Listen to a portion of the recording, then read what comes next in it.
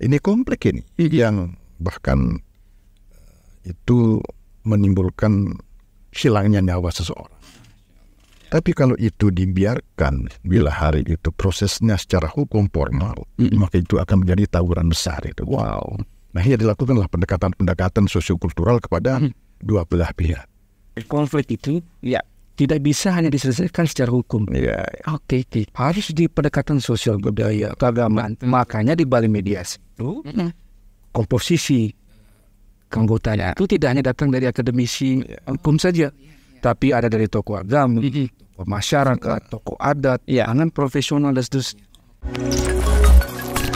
Berbagi cerita untuk saling inspirasi. YS Podcast. Assalamualaikum warahmatullahi wabarakatuh. Sudah lihat dua orang sahabat ayahanda yang luar biasa. Hari ini kita akan membahas tentang apa ya? Kalau kata lagu kasidah itu perdamaian gitu. Ya, ternyata kita ada lembaga Balai Mediasi.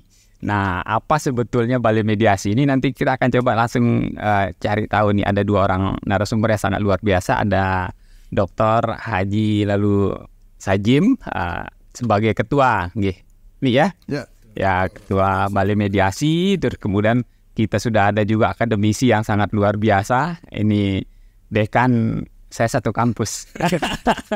Ini dekan Fakultas Hukum Universitas Muhammadiyah Mataram, Bang Dr. Hilman, Syahrial Hilman. Gimana kabar Bang? Alhamdulillah baik. Baik ya, oke, sangat luar biasa. Baik, kita akan membahas secara santai ringan karena jangan terlalu berat ini. Ini ternyata penonton ini nggak suka yang berat-berat. Kita sambil ngopi nanti, Mi ya. Kita mulai dari Mi Sajim dulu. Mi, kalau dari pertemuan di konflik-konflik yang muncul di tengah masyarakat kita ini kan tentu banyak seolah-olah masalah-masalah baru muncul terus gitu. Nah, apakah kita tidak belajar atau mungkin masalah-masalah yang dulu belum terselesaikan? Nah, seperti apa ini Mi melihat konflik yang muncul yang saat ini di tengah masyarakat kita? Kita berbicara sejarah dulu deh Mi. Nah, bagaimana sebetulnya dulu masyarakat kita di NTB ini ada 3 suku besar yang sangat luar biasa, Sasambo. Nah, merawat ini kan tidak mudah. Di satu suku saja kita ini banyak kepentingan, Mi. Nah, sejarahnya dulu, Mi. Konflik-konflik yang muncul dan akhirnya tatanan masyarakat kita sekarang kan era modern sebetulnya sangat luar biasa. Udah stabil lah. Sebetulnya udah capek kita perang ya. Perang-perang doang tegawi lain. Nah, sekarang sebetulnya sudah pada dataran stabil. Tapi masih muncul. Nah, kalau kita berbicara sejarah, Mi. Nah, bagaimana sebetulnya, Mi? Dulu konflik-konflik itu muncul di tengah masyarakat kita. Baik, terima kasih. Jadi dulu sebenarnya kan betapapun riuhnya ya, konflik yang terjadi di tengah masyarakat itu dipastikan masyarakat bisa menyelesaikannya sendiri. Dulu ini kan. Karena apa? Karena ada panutan, ada tokoh-tokoh panutan di setiap komunitas itu. Jadi dulu masyarakat itu sangat patuh dan taat pada role model yang ada pada saat itu, yaitu tokoh agama, kemudian tokoh masyarakat. Bahkan pada tingkat komunitas yang paling rendah, penghulu merebut itu sangat didengar, kalian itu sangat didengar. Nah, kemudian ada pergeseran paradigma. Nah, kita angkuh menyatakan diri hebat. Wah. Segala ilmu pengetahuan kita miliki, kemudian akses yang luar biasa. Tapi sesungguhnya kita jauh tertinggal dengan pemikiran kita ini dibodohi oleh persoalan yang kita tidak mampu selesaikan sendiri. Akhirnya apa? Akhirnya kita selalu mempasrahkan persoalan-persoalan yang tumbuh, muncul, berkembang ini menjadi bagian aparat penegak hukum. Nah, aparat penegak hukum kita terbatas. Betul. Ini kan? Sampai ke desa-desa. Katakan saja sekarang di desa yang penduduknya setidak-tidaknya 10.000. Kemudian ada 2 petugas keamanan. Babin Kamtipmas kita ya. Mas yang ada di Binsa itu. Binsa ya. Modal mereka itu nggak menyelesaikan persoalan-persoalan. 5.000 ya satu orang. Ya. Modal mereka itu. Ya. Lagi yang diselesaikan konflik. Apalagi persoalan konflik itu. Ya. Yang namanya masyarakat ini berbagai persoalan. Punya konflik itu. Ya. Ada konflik Ya. ada konflik perdata, ada pidana ringan, ada dan lain sebagainya, itu kan. Ya. Nah inilah yang membutuhkan kearifan lokal ini untuk ikut cawe-cawe, meminjam istilah sekarang ini, untuk berbagi, menyelesaikannya itu. Ya. Oke, jadi kalau kita berbicara sejarah ya memang kita harus memang banyak belajar. Oh iya. Dari masyarakat kita yang dulu itu memang ya sedikit-dikit panas semua golok keluar. Ngeri itu. Nah, kalau melihat ini yang bergeser dulu nih ke Bang Dr. Hilman nih. Bang Hilman, kalau kita berbicara konteks kekiniannya nih, ini para akademisi ini melihatnya. Nah, melihat setiap konflik yang baru muncul ini, apakah ada teori baru atau teori lama yang belum bisa berbicara sampai saat ini, Bang Hilman? Banyak teori konflik.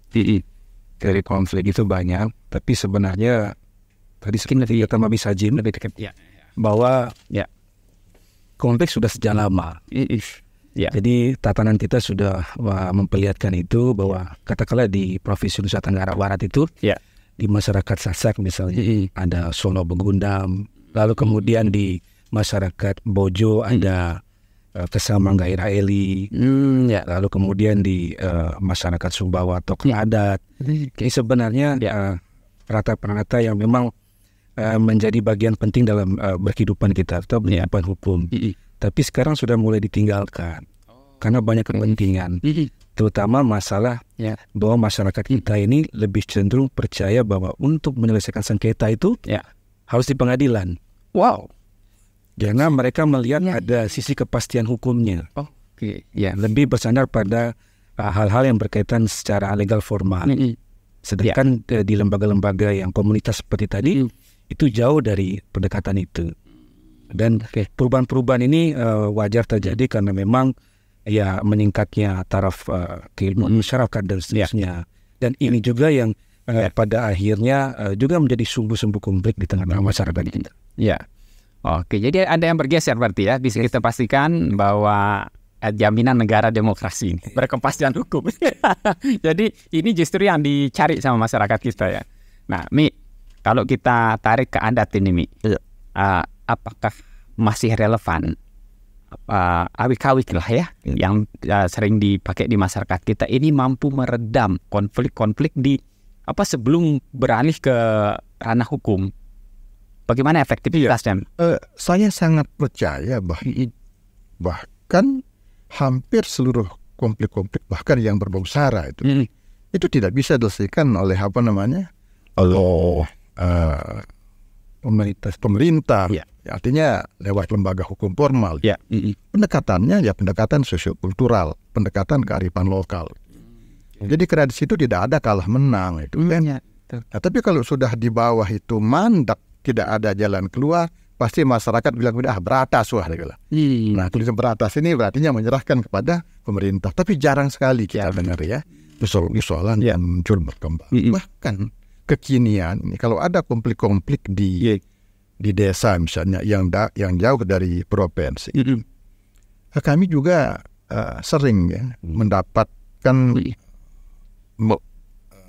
masyarakat itu mengharap bisa mendapatkan bantuan dari balai mediasi. Maka kami akan kirim mediator hebat kami membantu di desa-desa untuk membantu menyelesaikan itu. Tapi tetap saja itu mereka desalah yang menyelesaikan. Nah, tugas-tugas yang dari provinsi, mediator provinsi ini mendampingi mereka. Oke, nah sekarang ini kita beralih ke balai mediasi ini. Lembaga ini, Miss, kapan mulai muncul namanya balai mediasi ini? Kemudian apa isu sentral dulu yang seolah-olah menjadi momentumnya untuk muncul nih balai mediasi? Jadi kan pertama dulu kan seperti yang disampaikan oleh Pak Dr. Hilman tadi kan masyarakat kan ingin mendapatkan kepastian. tapi dikira mendapatkan kepastian hukum itu adalah barang murah itu kan. Iya, betul. Ternyata biayanya mahal, berbelit-belit, kemudian tingkatannya juga terlalu panjang. Kemudian yang kedua, terjadi konflik-konflik yang sangat substantif pada level pemerintah desa misalnya. Ini tidak boleh dibiarkan berkembang terus. Nah, karena ini oleh kemajuan teknologi bisa sewaktu-waktu orang saling telepon, saling komunikasi, sehingga bisa menjadi tawuran massa. Nah, kemudian ditambah lagi dengan biaya berperkara itu sangat mahal. Nah, inilah yang menginspirasi pemerintah daerah ini untuk mencoba Pada saat itu kita mempunyai tokoh besar dalam bidang hukum, Bapak almarhum Lalu Mariun ini sangat gigih. Dulu berusaha melakukan komunikasi dengan pemerintah daerah. Maka lahirlah peraturan daerah nomor 19 pada tahun 2018 tentang balai mediasi. Jadi resmi. Balai mediasi ini berdiri di Nusa Tenggara Barat dan ini menjadi program terobosan dan unggulan dari pemerintah Provinsi Nusa Tenggara Barat untuk menjembatani semua persoalan-persoalan yang muncul berkembang di tengah-tengah masyarakat. Untuk 117 kecamatan, 10 kabupaten kota, dan 1.137 desa. Itu adalah tugasnya. Luas ini, kalau kita berbicara NTB luar biasa. Dan sekarang di Lombok ini hampir semua balai mediasi kabupaten kota nih desa ini sudah berjalan. Cuman di Lombok ini balai mediasinya masih dibentuk oleh peraturan bupati. Nah, tapi kalau di Pulau Sumbawa hampir seluruh kabupaten ini sudah dibentuk dengan peraturan daerah. Mereka lebih maju. Sudah ada perda. Cuman ini belum berjalan secara efektif. Nah, inilah tugas kami di Balai Mediasi Provinsi ini untuk mendorong dan memotivasi rekan-rekan di Pulau Sumbawa ini agar segera membangun diri, melakukan kegiatan-kegiatan agar kehadiran Balai Mediasi di Provinsi Nusa Tenggara Barat ini betul-betul dirasakan oleh masyarakat. Oke, ini Bang Hilman, ini menarik ini. Jadi bahkan saya dengar ngopi dulu. Sambil ngopi, sambil santai kita ngopi. Bahkan penelitiannya pun doktornya mungkin atau banyak penelitian Bang Hilman. Bahkan bukunya saya lihat banyak sekali nih terkait dengan Balai Mediasi.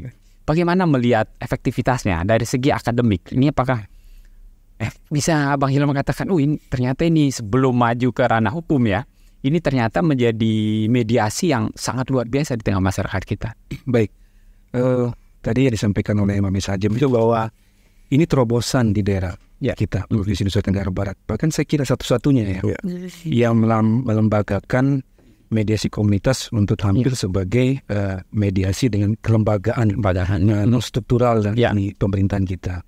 Nah, tentunya ini penting untuk kita dukung karena kalau berbicara penyelesaian sengketa itu mengenal dua sistem ada sistem litigasi dan non litigasi. Nah, non litigasi ini untuk keperdataan itu berdasarkan pasal 130 HIR hukum acara Belanda itu yang kemudian kita resepsi itu bahwa wajib hukumnya memediasi para pihak yang bersengketa sebelum mereka masuk ke pengadilan atau sebelum proses beracaranya berjalan. Kalau tidak, maka ada implementasi konsekuensi hukumnya. Maka putusan yang dihasilkan oleh hakim nanti batal demi hukum.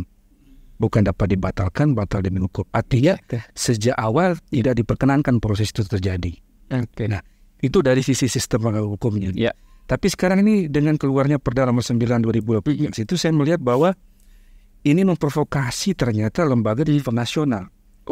Lahirlah misalnya Perkap Kapolri terkait dengan proses mediasi itu. Begitu juga dengan Jaksa Agung. Yang dulunya itu di level keperdataan kepidanaan itu seolah seperti hal yang sulit mediasi ini untuk masuk ke ranah itu. Sekarang sudah bisa masuk khusus untuk tindak pidana ringan. Tindak pidana ringan itu yang nilai kerugiannya itu kalau kita finansialkan tuh 2.500.000 seperti pasal 364 terkait dengan pencurian ringan, pasal 373 berkaitan dengan penggelapan ringan, termasuk yang 379 berkaitan dengan penipuan ringan. Itu bisa diselesaikan melalui mekanisme itu, dan alhamdulillah subhanallah Provinsi Nusa Tenggara Barat sekarang sudah memiliki sarana itu. Oke. Ya. Dan kita menjadi pioner justru memprovokasi lembaga-lembaga besar di level nasional untuk hadirnya hal-hal seperti itu. Dan ini positif sekali. Wow, ini menjadi pemicu hal-hal baik. Ini Bali Mediasi ternyata sangat luar biasa.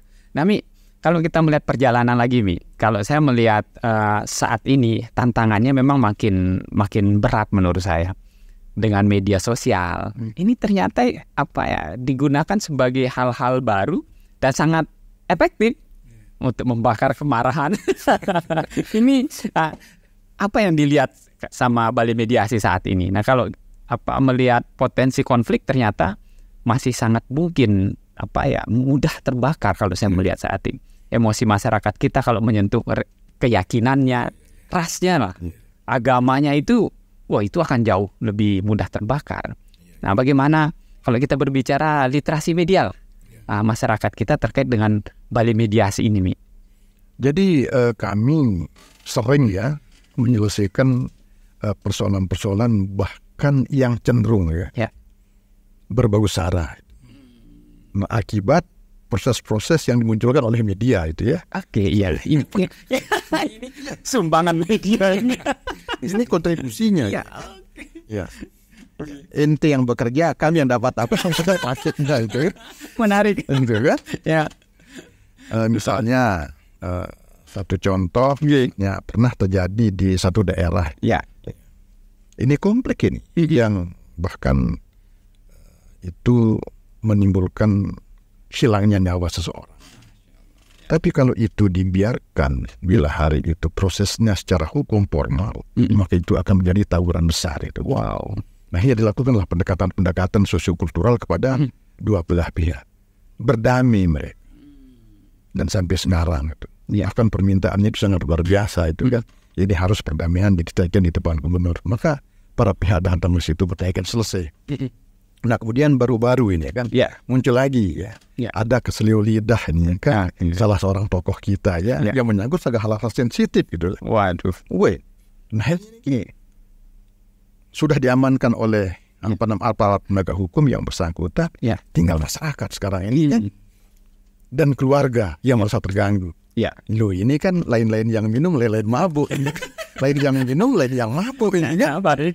Muncul lagi persoalan. Hanya kami mediasi. Kan keluarga dengan pihak-pihak lingkungan yang sangat keberatan. Selesai yang masyarakatnya selesai, aman, tentram, yang bersangkutan melaksanakan proses hukum. Jadi banyak sekali rentetan satu peristiwa itu. Jadi tidak ansih harus diselesaikan secara hukum. Tapi kalau itu dibiarkan, maka terjadi tawuran yang besar pada saat itu. Jadi saya katakan itu lain-lain minum, lain-lain bolos. Pastinya mereka yang minum, mereka yang bolos kan. Iya, ini lain yang terganggu. Ini kan kalau kita melihat dampak kan memang di setiap daerah ini menjadi penghambat pembangunan ini. Kalau kita berbicara keberlanjutan pembangunan gitu. Di beberapa daerah kita Indonesia justru mohon maaf tidak bisa maju dengan daerah lain karena ternyata di situ terus ini nyangkutnya itu. Nah, Bang Dr. Hilman nih, kalau melihat potensi konflik, ini pasti ada teori-teori politiknya, teori hukumnya ini. Bagaimana potensi konflik sebetulnya di daerah kita di Nusa Tenggara Barat ini.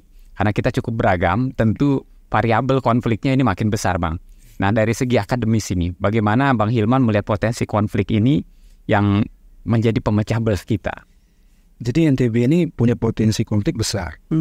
Karena tadi keragaman itu juga cukup besar.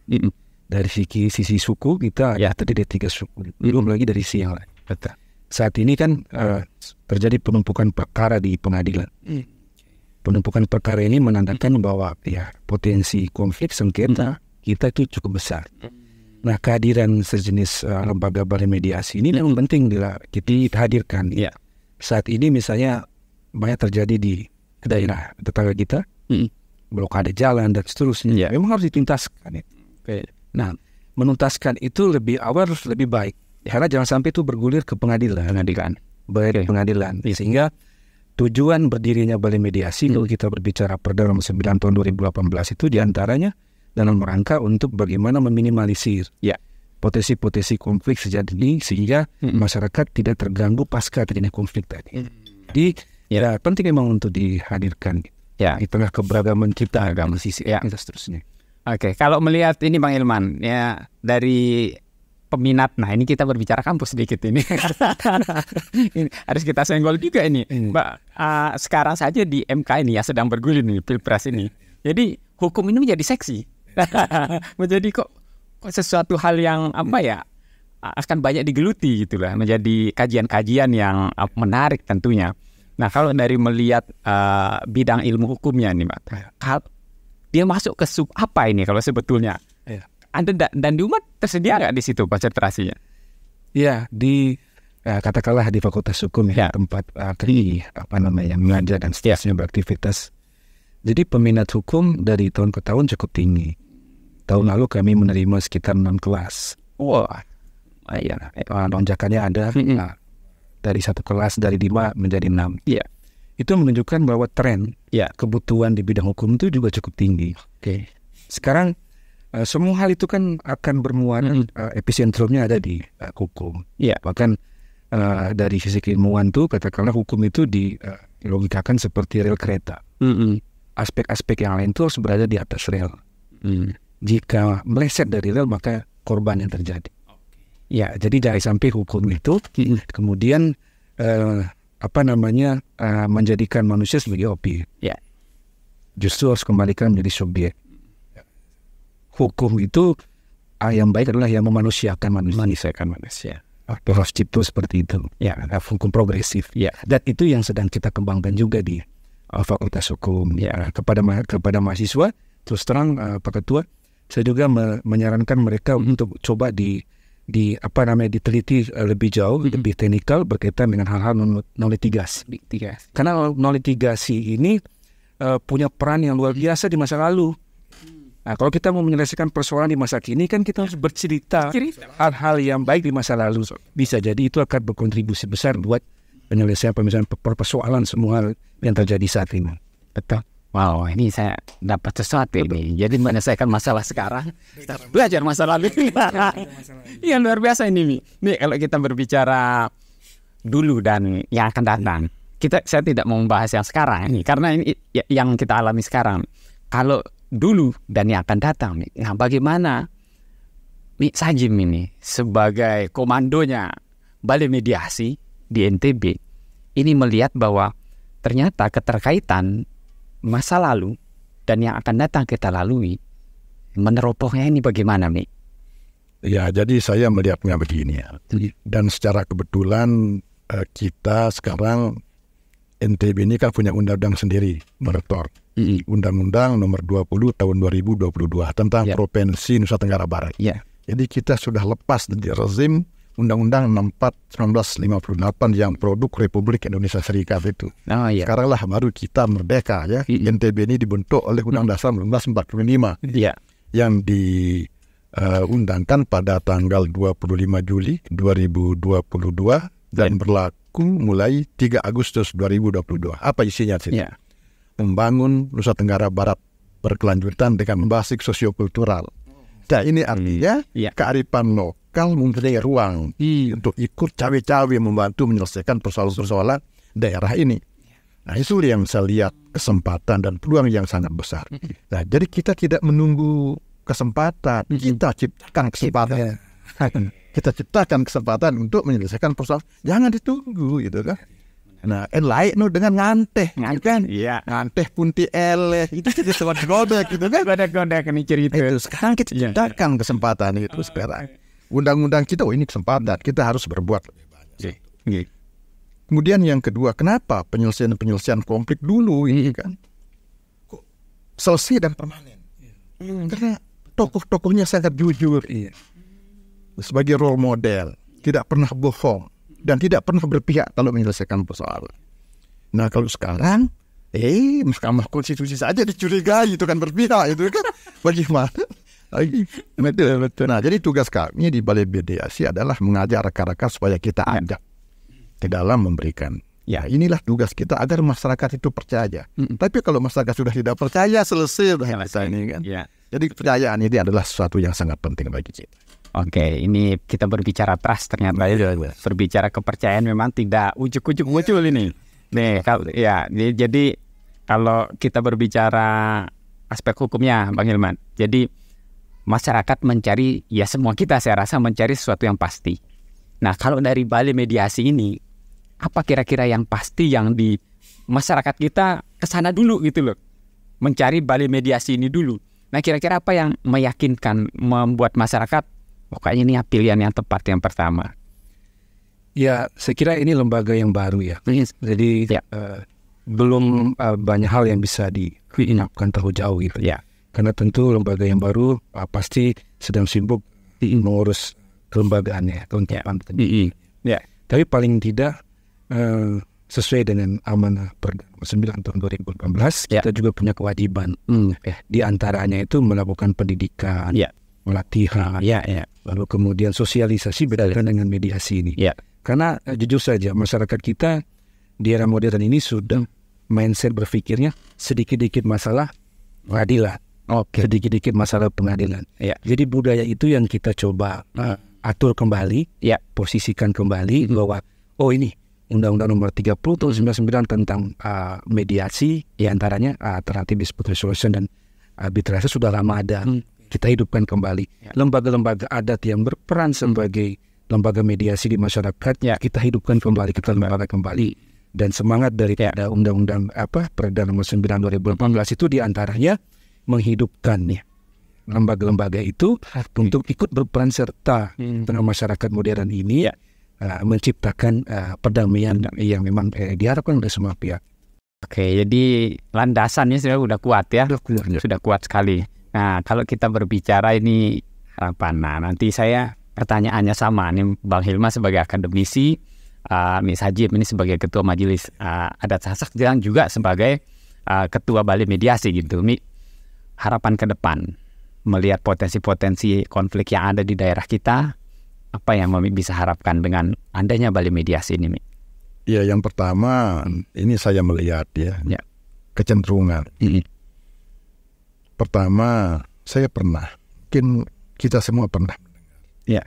Kalau Polri dulu pernah berstatement untuk tidak memberikan atau mengurangi Kapolsek itu melakukan penyelidikan dan penyidikan. Pernah. Nah, ini artinya kalau itu terjadi, maka siapa yang akan menyelesaikan persoalan di bawah itu? Apakah mereka rame-rame ke Polres karena Polseknya sudah tidak kesempatan? Nah, bahkan saya melihat itu peluang. Peluang dan kesempatan bagi balai mediasi untuk melaksanakan tugas-tugas dan fungsinya membantu menyelesaikan masyarakat. Nah, tadi Dr. Hilal menyatakan ini tinggal sekarang persoalan-persoalan yang terkait dengan pendidikan para mediator itu. Dan itu sudah kita lakukan, cuman biayanya mahal.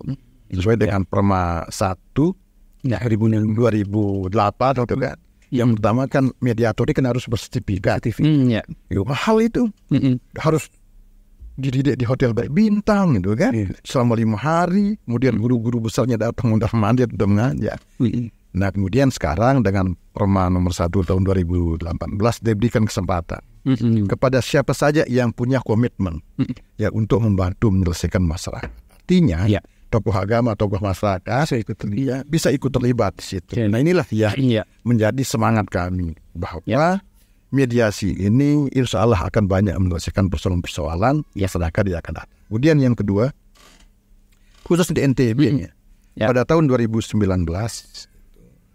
Pak Kapolda, Pak Nanang Sutrisna namanya, yang dulu pernah Kapolda sini pindah ke Jakarta, itu sudah menerbitkan kawat surat kepada semua Kapolresnya, telegram itu untuk membantu, menyebarluaskan kepada masyarakat bahwa hal-hal yang berkaitan dengan tindak pidana ringan, perdata, silakan diselesaikan pada tingkat komunitas. Nah, ini artinya bahwa ke depan, tinggal sekarang kami berharap kepada Kapolres ini kan, bongkar dulu surat-surat itu kan, baca kembali.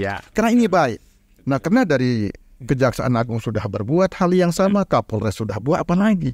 Nah, ini kalau kita ini sama-sama bekerja sama, Kapolri misalnya, Kejaksaan Agung, kemudian dengan lembaga-lembaga yang ikut cawe-cawe menyelesaikan persoalan non litigasi, maka persoalan-persoalan hukum di negara ini bisa kita selesaikan bersama. Oke. Wow, ini luar biasa. Kalau dari Bang Hilman ini, saya melihat ada dua hal ya. Pertama di level nasional dulu. Bahwa di level nasional itu penting untuk juga memaksimalkan peran-peran penyelesaian sengketa non litigasi ini, diantaranya mediasi. Di Australia misalnya, sekarang untuk kasus-kasus niaga, perdagangan dan seterusnya sudah diarahkan melalui pendekatan mediasi ini. Nah, kita yang dari sisi sejarah kuat, kearifan lokalnya dan sudah memberikan contoh yang baik di masa lalu, kenapa tidak itu menjadi modal besar kita untuk menyempurnakan sistem hukum nasional, sistem keadilan nasional. Lalu di level daerah, tadi yang dikatakan Mas Hajim bahwa memang keberadaan balai mediasi atau yang serupa dengan ini penting untuk ditumbuh suburkan di masyarakat, agar bisa mendelay kasus-kasus itu sampai pada pengadilan itu. Jadi pengadilan itu jangan kita kasih beban yang berlebihan sehingga mereka untuk mencapai keadilan itu sangat sulit. Biarkanlah kasus-kasus yang besar, yang punya dampak besar di masyarakat itu mengganggu kepentingan umum itu menjadi konsumsi pengadilan. Sehingga proses mekanisme untuk sampai pada keadilan itu punya tenggang waktu yang pas gitu. Kasus-kasus yang kecil seperti tadi 3, 4 dan seterusnya itu pencurian ringan, mungkin penipuan ringan, atau kasus-kasus yang berlatar belakang adat misalnya, cukup diselesaikan melalui mekanisme mediasi, diantaranya melalui balai mediasi. Oke, saya banyak dapat informasi ternyata. Nah, bagi masyarakat kita ini jadi ada kesempatan bagus ya jika ada konflik nih dan Bang Hilman. Jadi ada wadah balai mediasi yang kira-kira sebelum serius berperkara dan udah dikatakan tanding dulu lah di situ atau di balai mediasi pemanasan dulu. Terus di ribut pilih kemarin pada dia itu kan bisa saja kita mediasi itu kan rata-rata masalahnya di TPS. Dan saya pernah dulu ada kesempatan dengan Bawaslu, saya menyampaikan coba diinisiasi karena NTB sekarang sudah punya lembaga ini dan saya kira satu-satunya tolong diintegrasikan. Bisa itu. Sentraga kunduknya misalnya. Kan di kecamatan mereka teriak, tidak ada menyelesaikan itu. Tidak ada menyelesaikan itu. Karena konflik itu tidak bisa hanya diselesaikan secara hukum. Harus di pendekatan sosial budaya keagamaan. Makanya di balai mediasi itu komposisi keanggotanya itu tidak hanya datang dari akademisi hukum saja, tapi ada dari tokoh agama, tokoh masyarakat, tokoh adat, profesional dan seterusnya. Sehingga dalam menyelesaikan masalah itu lebih cepat kalau di semua aspek itu terlibat menyelesaikan itu akan lebih cepat. Menarik, lebih komprehensif ya. Ini bisa permanen lah lebih dampaknya ya. Jadi karena apalagi berbicara awik-awik ini kayaknya nanti bab sendiri kita bahas ini ya. Ini awik-awik penting nanti ini. Kita kan tingkat perceraian kita di NTB. Kami kerjasama dengan Pengadilan Agama Mataram. Jadi kami kirim belasan mediator kami yang bantu dan sekarang sudah mulai ada. Ini kan luar biasa. Ini buahnya sudah terlihat ini berbuah manis apa ada dampaknya di tengah masyarakat kita. Dan kami juga sangat senang apabila misalnya ada kepala daerah yang bermasalah dengan masyarakatnya terkait dengan kebijakan. Kalau kita misalnya masyarakat ingin, silahkan aja. Jadi yang hebat lagi bupati kalau sudah hadir itu berperkara sama saya katakan sini sandal berperkara. Kalau tidak mereka coba mencari jalan terbaik lewat mediasi. Hadir mereka menyelesaikan persoalan.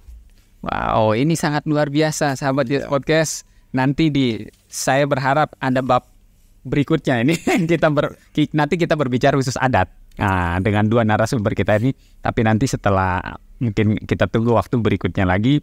Itu luar biasa informasi yang saya dapatkan. Jadi masyarakat kita minta sebisa mungkin jauhilah berkonflik. Nah, tapi kalaupun itu tidak bisa terhindarkan, ada sarananya yaitu balai mediasi yang bisa menjadi tempat pertama, ya semoga bisa selesai di situ sehingga tidak capek, lelah, dan banyak yang keluar juga.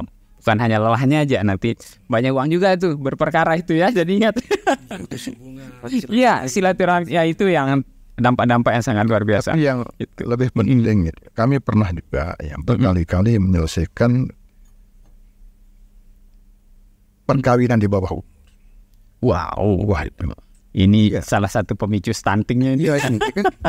Itu karena kalau sudah masuk adat gitu, kalau jadi selamat tidak bisa diselesaikan. Iya. Saya coba selesaikan itu ya, dan bisa kok. Kita undang camatnya, undang kepala desanya, undang camat sebelah, undang lurahnya bicara. Ini Anda punya tanggung jawab, Pak Camat, kepala desa, jangan biarkan. Uruskan, ini undang-undang. Ini tanggung jawab kita, ini sesuai dengan undang-undang. Hanya dipisahlah anak-anak. Tugas camat, ada yang dibawa ke Lombok Timur 1, ada yang dibawa ke untuk diusah. Ya kan tetap sekolah sekarang udah tamat. Ini salah satu ya, kita gantung. Kawin gantung ini ya. Ada bab tersendiri kayaknya, ada kawin gantung. Perlu itu. Oh iya, kawin kan? Perlu itu kita bahas. Ya. Karena orang katanya ini kawin dini, tidak. Adat kita dulu ada kawin gantung gitu. Sampai mereka dianggap mampu oleh orang tua mereka baru boleh hafal awalnya. Cakap secara cakap nasib. Oke. Wah, bab berikutnya kawin gantung. Sangat luar biasa, sahabat ya podcast.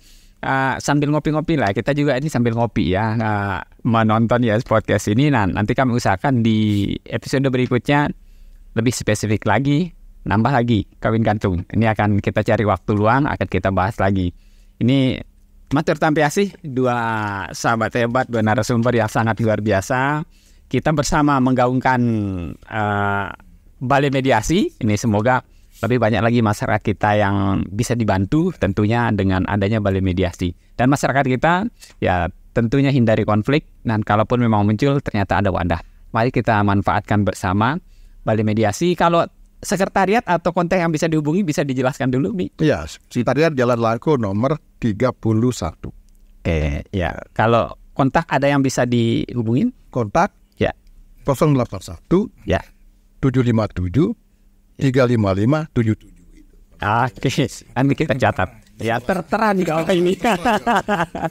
Nah, itu silahkan teman-teman manfaatkan. Jika ada konflik silahkan bisa dibantu tetangganya ataupun saudaranya. Ini saya rasa sangat efektif, terutama yang menyangkut adat agama kita. Semoga bermanfaat obrolan kami pada kesempatan kali ini. Ketemu lagi di konten YS Podcast berikutnya. Assalamualaikum warahmatullahi wabarakatuh. Waalaikumsalam warahmatullahi. Mari sambil kita ngopi dulu. Tuliskan dulu kopinya. Berbagi cerita untuk saling inspirasi. YS Podcast.